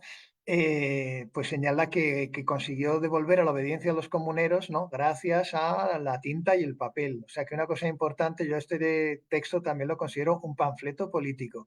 Es un libro político dirigido a crear un estado de opinión que de alguna manera sea favorable, no diría al emperador, sino más bien a la causa nobiliaria de Burgos, porque lo que ocurre es que finalmente Burgos y su nobleza triunfan en este argumento, ¿no? Consiguen que el emperador de alguna manera abandone su política de nombramientos de flamencos para los cargos civiles y religiosos en Castilla, que reconozca que otorga privilegios nuevos a la ciudad de Burgos, como un día de mercado nuevo, en fin, una serie de privilegios que hacen que Burgos, es verdad que abandona la causa comunera muy temprano, pero que refuerza el poder de la nobleza local, que es quien vence en este argumento. Y Castrillo, evidentemente, en sus argumentos está cerca de la nobleza, porque concede a los comunes la justicia de su causa y condena los medios que han utilizado para defenderla. Defiende el gobierno de la nobleza, pero también les señala que la corrupción hace que pierdan legitimidad en el ejercicio del mismo. Habla de los títulos legítimos del emperador, ¿no? Pero al mismo tiempo, ¿no? Le señala que tiene que ejercerlos con justicia, o sea, que él media entre todos. Pero finalmente lo que se saca de este hilo es que se dirige a gente que habla en castellano y que no entiende el latín, no se dirige a académicos. Es un discurso que yo diría que es un panfleto político, en la medida que es un texto que se explica por la oportunidad de cuando aparece, pero que al mismo tiempo pues despliega una brillantez que es propia pues del mundo de las personas formadas en aquel entonces. Por ejemplo, una cosa muy importante es que Castrillo casi siempre, las autoridades que cita siempre lo hace por el latín, ¿no? No cita, por supuesto, con ninguna otra lengua nada más que en el latín, pero todas sus citas vienen en latín, pero él da la traducción de todas, ¿eh? Él dice, pone la cita en latín, 3 líneas, y a continuación pone que quiere decir, o sea, que él siempre se ocupa de que su mensaje aparezca en castellano para que pueda ser entendido pues, para estos procuradores rebeldes, para estos oficiales y mercaderes, para todos aquellos a los que le interesa que su palabra llegue como mecanismo de persuasión, ¿no? Y eso es una cosa, claro, también muy importante, es que hay una defensa, ¿no? De la ciencia de la política, pero también hay una defensa de la persuasión como instrumento político, ¿no? Esta idea de Hércules, ¿no? Cuya lengua era como una cadena que arrastraba a las multitudes, eso le gusta a Castrillo y se lo atribuye a su provincial, a Gallangos, que dice con la palabra fue capaz de que los comuneros depusieran las armas, ¿no? Y volvieran a la obediencia, ¿no? Entonces la idea de persuasión aparece en todo el texto y está evidentemente vinculada al uso del castellano como lengua de persuasión, ¿no? Muchas gracias. Bueno, entonces no sé si alguien más tenga comentarios. Es que yo tengo una lista larga, pero quiero acaparar el micrófono. Sí, sí. Bueno, en fin. Eh, otra cuestión que a mí me interesa, que aunque lo señalaste, bueno, lo acabas de mencionar, que finalmente esto no es un tratado y que supongo, también pensando en la tradición de las personas que escriben sobre política en el Renacimiento, que los argumentos están creados no a partir de una sistematización, sino de una recuperación de la política comparada o de la experiencia que te deja ya ni siquiera los sistemas filosóficos, sino digamos la tradición que está tanto en la Biblia como en ciertos lineamientos o ciertos parámetros, por así decirlo de forma muy general, que están tanto en los textos clásicos como bueno, en fin, como en la misma Biblia. Es decir, que digamos que la tradición te enseña cosas. No sé si me explico. O sea, la tradición enseña cosas, pero no es que él diga, bueno, y en base a que tal fórmula que dice que si se sigue el paso 1, el paso 2 y el paso 3, entonces los seres humanos alcanzaremos la concordia o algo así, ¿no? Sino que más bien está tirado como en líneas más generales, y a mí me parece interesantísimo la recuperación de ciertas lecturas bíblicas que en cierto modo dan, como tú dices, experiencia de qué es la ciudad, qué son las comunidades, cuáles son los defectos de los seres humanos, y en todo caso, la naturaleza humana. Eso es, digamos, creo que eso es lo que está en el fondo de toda esta discusión. Entonces, yo no sé qué pienses sobre esto. Sí. Bueno, el libro, una cosa interesante, ¿no? Para ser un libro de verdad del inicio del siglo XVI, es que tiene algunos rasgos modernos también, como el hecho de que está dividido en capítulos, ¿no? Y eso yo creo que es una cosa muy importante. Y esos capítulos también remedan, en parte, ¿no? En la manera en que él diseña la arquitectura del libro, remedan los modelos aristotélicos y ciceronianos, ¿no? Lo digo para que veáis como, por ejemplo, ¿no? El primer capítulo se llama ¿Qué cosa sea casa? El segundo, ¿Qué cosa sea ciudad? El tercero, ¿Qué cosa sea ciudadano? Hay una sistemática, ¿no? Es verdad que después de esta sistemática, después aparece el tema que se le hace más importante, la obediencia, a la que dedica un montón de capítulos. Y lo hace además por comparación, ¿verdad?, con otro animal social que son las abejas, ¿no? Y que señalan pues el carácter, ¿verdad?, natural de la obediencia en las abejas, y cómo, sin embargo, la obediencia en los humanos, siendo animales sociales también, como sociales como las abejas, pues tiene un carácter convencional, ¿no? Después, o sea, digamos que el inicio es muy clásico, ¿no? La manera en que está organizado el inicio es que copia directamente a Aristóteles y a Cicerón. Después aparece la parte histórica, donde hay un debate entre antiguos y cristianos, ¿no? En el hecho mismo de que la Biblia señala el conocimiento de las edades del hombre que los paganos pues ignoraban, ¿no? Y a través de esto, el argumento, claro, hemos visto, acabo de mencionarlo, ¿no? La definición abstracta de los componentes de la vida social, ¿no? Lo más importante, en la casa, la ciudad que está formada por casas, y el ciudadano, aquel que habita el espacio de la ciudad. Pero después viene el argumento histórico, ¿no? ¿Cuál fue la primera ciudad del mundo? ¿Con qué propósito se creó esa ciudad del mundo? La primera edad del mundo, la segunda edad del mundo, etcétera, etcétera, ¿no? Digamos que la historia de la ciudad, ¿no? La ciudad como forma de vida, ¿no? Después ya aparecen las cuestiones más sistemáticas, ¿no? Que son interesantes porque todas ellas tienen reflejo en asuntos contemporáneos del conflicto castellano. Bueno, después aparece la parte de la política comparada, ¿eh? El estudio de la República de los judíos, de los griegos y de los romanos, ¿no? Y aparece así como, o sea, que hay una sistemática, o sea, curiosamente en el libro hay una sistemática. Es verdad que son muchos capítulos que muchas veces son muy breves, ¿no?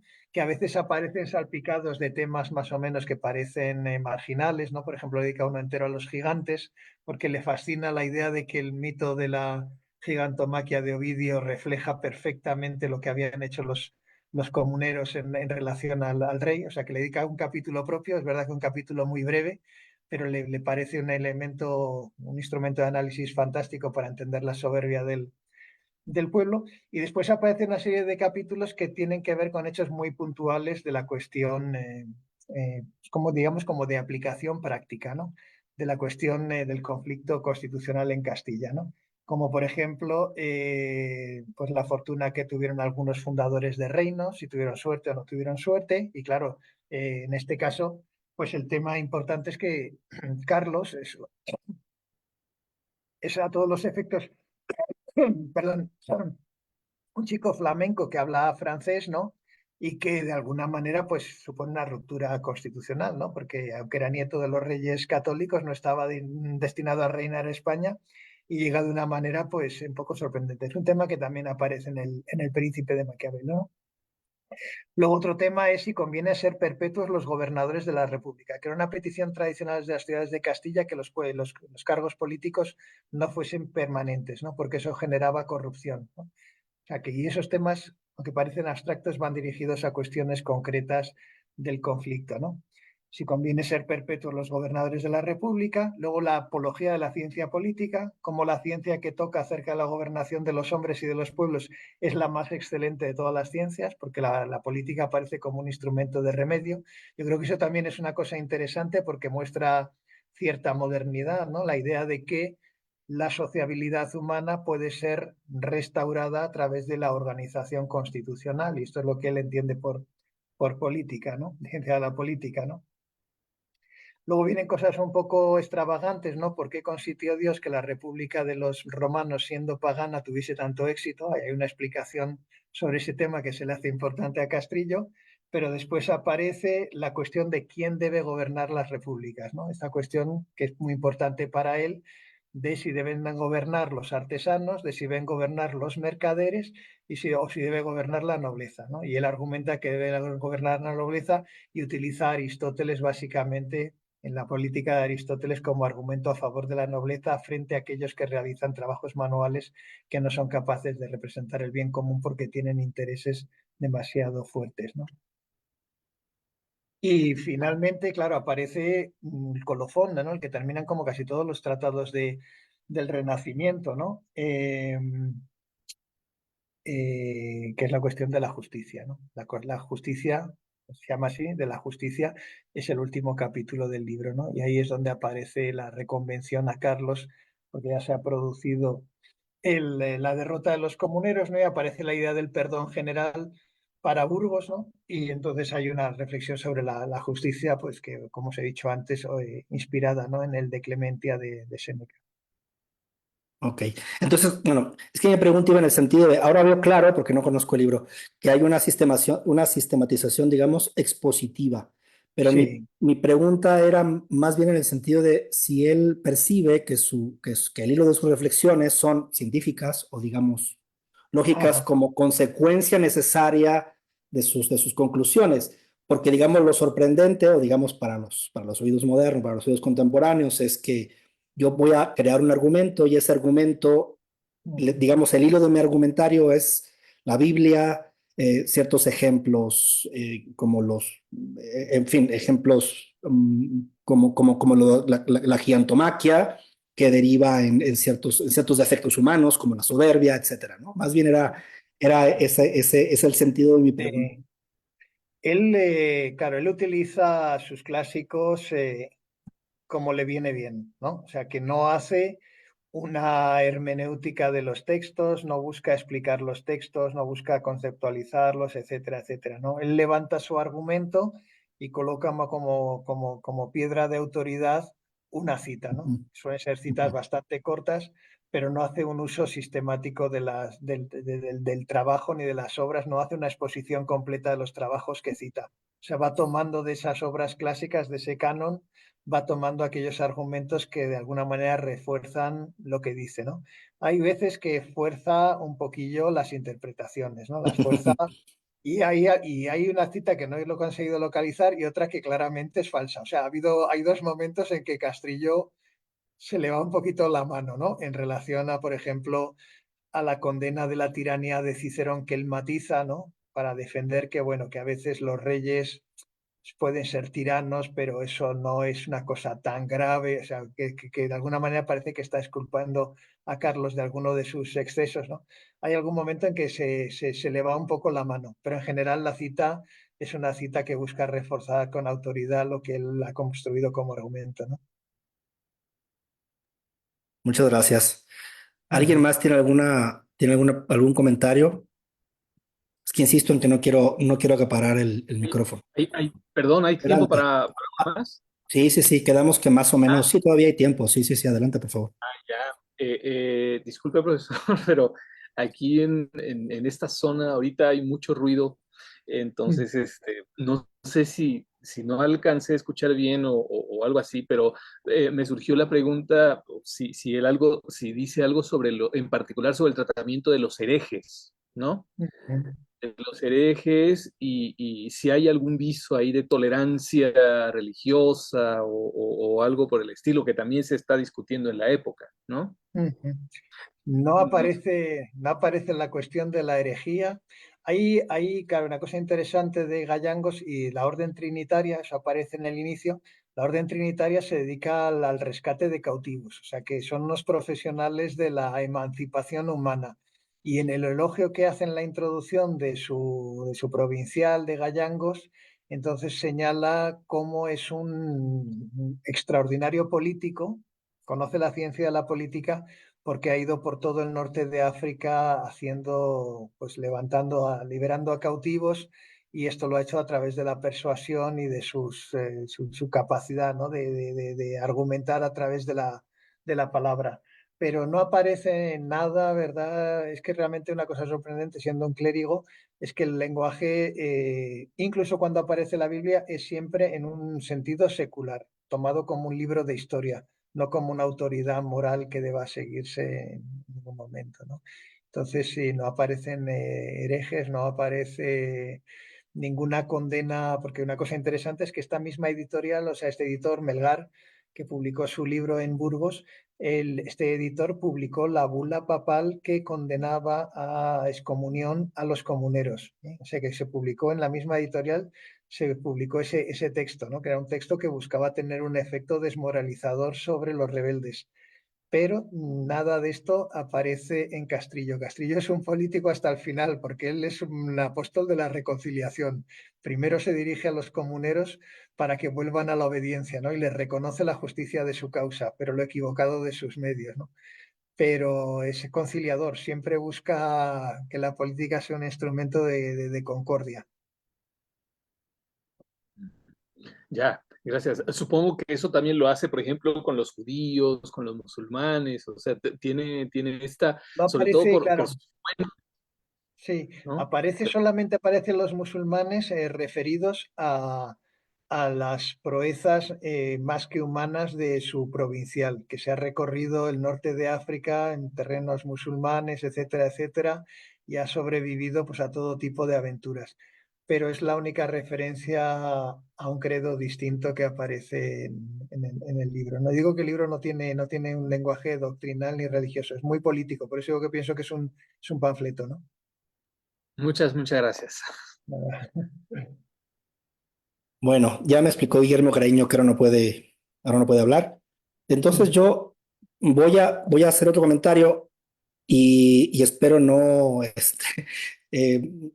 confundirme demasiado porque no son argumentos que yo maneje todo el tiempo, pero más bien mi pregunta tiene que ver con esta cuestión de que la idea de ciudad ni es tan pesimista como la parte, digamos, como la tradición de Agustín, ni tampoco supone que es deseable ni conseguible o sea, alcanzar una concordia total, supongo, ¿no? Dentro de la ciudad. Exactamente. Por eso la Entonces, digamos, política es importante.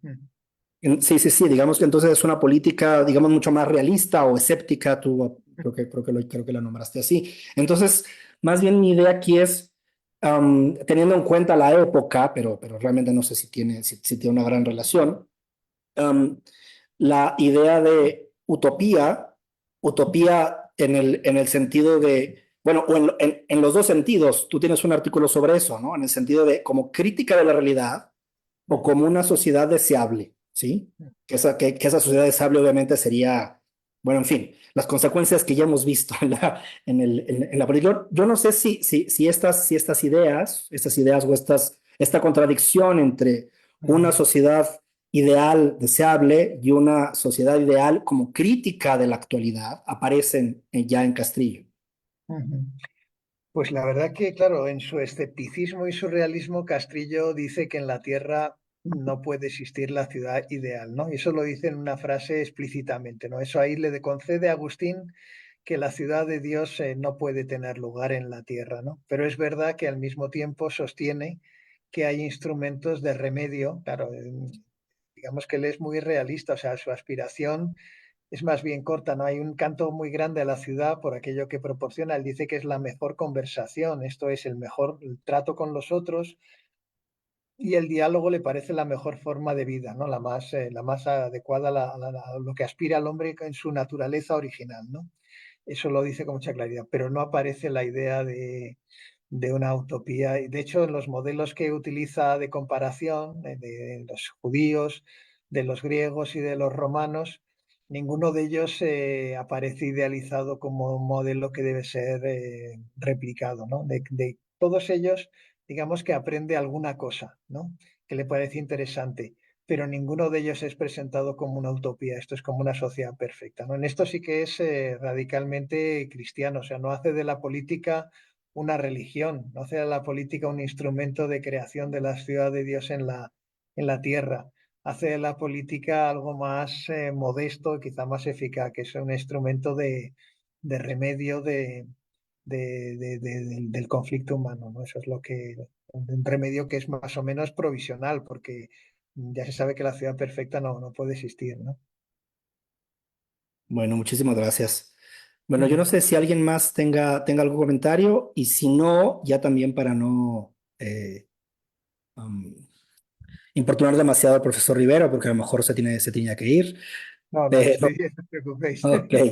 Bueno, no sé si alguien entonces tenga hay espacio todavía para alguna otra pregunta. Insisto en que si quieren, somos tan poquitos que si quieren comentar algo simplemente para conversar. Hablando de la conversación, también esta es una conversación. A ¿Alguien mí me quiere gusta. Bueno, comentar sencillamente? la palabra conversación le gusta mucho a Castrillo, ¿no? Y eso también es interesante, ¿no? Y esa conversación, claro, no llega a la pasión por la conversación de Montaigne, ¿no? Porque a Montaigne lo que le gusta es que le lleven la contraria en la conversación, ¿no? Pero es verdad que Castrillo sostiene que la conversación humana se hace entre aquellos que hablan lenguas distintas. Y ahí sí que se aparta radicalmente de Agustín, ¿no? Y yo creo que esa sí, es la cosa importante. Él reconoce, ¿no?, la legitimidad de ambos, del rey y de los comunes en sus reivindicaciones, ¿no? Y a unos, a unos los culpa por haber utilizado métodos injustos, que es el uso de la violencia, y al rey, pues a veces, ¿no?, aparece la idea de la tiranía. La tiranía en ese contexto puede significar el ejercicio de un poder político que no le corresponde a alguien. Y es verdad que en el conflicto de las comunidades, pues Carlos aparece como un usurpador en la medida en que su madre, no Juana la Loca, estaba viva y él se hace coronar en Bruselas, no antes de que hubiese una clarificación constitucional si le correspondía o no. Y en segundo lugar, como tirano en el sentido de que es un gobernante que lo hace sin respeto de las leyes del reino, ¿no? Básicamente, pues la reserva de oficio para los naturales, ¿no? Él, para falsificar él lo que hace es naturalizar a sus amigos, ¿no? Y lo hace a través de cartas de naturalización, pero la carta de naturalización es, digamos, es ilegítima desde un punto de vista constitucional, porque el rey no la puede conceder si no se han producido antes los 10 años de residencia y el de tener una casa en la ciudad. Es a través de la vecindad como se consigue la naturalización. Por lo tanto, estos amiguetes flamencos, ¿no?, de Carlos, pues no tenían derecho ni al obispado de Toledo ni a ninguna otra cosa, ¿no? Eso es absolutamente evidente, ¿no? Pero bueno, por contestar así a tu pregunta, ¿no? Pues sí, yo creo que ya más o menos ha quedado casi todo aclarado, ¿no? Bueno, muy bien. ¿Alguien más? Leonel, ¿quieres comentar alguna otra cosa? No, pues muchas gracias nuevamente. Gracias. Gracias a vosotros. No más, digamos, creo que ha sido bueno, para mí, yo que francamente no tenía idea de esto, un gran descubrimiento, ¿no? Y tal vez, acaso buscar alguna opinión de él sobre por ejemplo, la ley sálica, ¿no? Que sería interesante ver qué pasa allí. Si es que tiene no sé. Castrillo, realmente la única obra que se conoce de él es esta. Luego se le ha atribuido también una serie de cantigas, ¿no?, y de poesías religiosas, pero no hay una certidumbre completa sobre su autoría, ¿no? Entonces sabemos muy poco. Él, sí hay, claro, hay una cosa que le interesa de la monarquía, ¿no? Aparte, la monarquía aparece siempre en un sentido positivo en Castrillo. Él en la cuestión de la obediencia habla de la monarquía de las abejas, ¿no? Que también es un lugar clásico, ¿no? Para explicar cómo la monarquía tiene un origen de alguna manera natural, ¿no? En los animales sociables, como son las abejas, pero señala claramente la distancia entre los hombres y las abejas, ¿no? Las abejas pues tienen una reina que no necesita de un aguijón para que de una manera coactiva se realice la obediencia. Y sin embargo, los hombres, su orden, su sociabilidad y su organización política tiene un carácter no natural, sino convencional. Él utiliza estos argumentos. Pero luego se mete en asunto más interesante, que es el carácter electivo de la monarquía de Carlos. Y entonces se explica, ¿no? Pues la traslatio imperii, explica quiénes son los electores, explica cuál es el proceso de creación de esa autoridad política. Pero vamos, no lo contesta todo. Es un panfleto, ¿eh? También tengo que decir que todo esto que cuento yo ahora, así, Castrillo tampoco cuenta mucho más. Esto todo aparece en su libro, pero aparece de una manera, digamos, rápida y ligera porque está dirigiéndose a una novedad que para los lectores castellanos, y es una novedad extraordinaria, y es que el rey abandona el reino en primer lugar. Eso no había ocurrido nunca en Castilla, porque Carlos se va, ¿no? Llega en el 19 y en el año 20 ya se vuelve a Alemania para pagarse a los electores. Eso provoca un shock en Castilla. Entonces, Castrillo sí explica, ¿no? Cómo funciona el sistema electoral, ¿no? De la elección del emperador, ¿no? Y explica la diferencia entre el rey de romanos y el emperador, etcétera, etcétera, cosas que son novedades para los castellanos que no conocían hasta entonces, ¿no? Ah, qué interesante, es muy interesante. Yo creo que él está pensando, no sé, no, esto es pura. Pero también yo creo que él está pensando en este modelo, tal vez de las abejas y la reina directamente relacionado con Isabel, ¿no? No sé, No, pero bueno, está cosa muy interesante. interesante, bueno, ellos utilizan, es una cosa curiosa, ¿no? Es un tema que también en la edición, porque se supone, ¿no? Que hasta el siglo XVIII no se supo que la monarquía de las abejas era una monarquía de una reina y no de un rey, pero la verdad es que él utiliza el masculino, ¿eh? Habla del rey y de los, en fin, y de su ejército, y señala pues cómo es extraordinario que cuando el rey se ve amenazado, pues las abejas lo cubren con sus cuerpos y sacrifican, ¿no? Antes de permitir que sea dañado y todo eso. Pero bueno, en el siglo XVI en Castilla ya se sabía que era una reina. Hay un manual de apicultura, ¿no? Castellano, de mediados del siglo XVI, donde ya parece que es una reina, no, que el género es femenino, ¿no? Pero bueno, no sé por qué motivo se ha establecido que algún escandinavo descubrió en el siglo XVIII que el rey no era rey sino reina, ¿no? Pero vamos, me consta porque lo he visto, un libro del siglo XVI en Castilla ya aparece la idea de que la abeja reina es una fémina, no es un macho. Muchas gracias, muchas gracias. Bueno, pues si no hay más preguntas, yo lo que voy a hacer ahora mismo es agradecerle muchísimo al profesor Rivero y bueno, estoy muy contento de que haya querido participar en este seminario y voy a detener la transmisión, sí, así que bueno, muchísimas gracias y nos vamos a